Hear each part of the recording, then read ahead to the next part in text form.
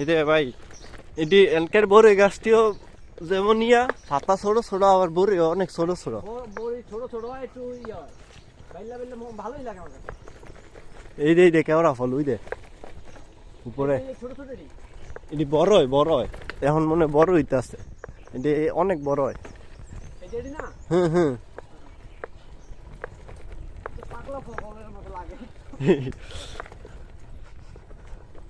খেজুরের রস পাইতে থাকছে সবচেয়ে ভালো রাতের গুলা কুয়াশা পড়লে খেজুরের রস ভালো যত কুয়াশা যত ঠান্ডা তত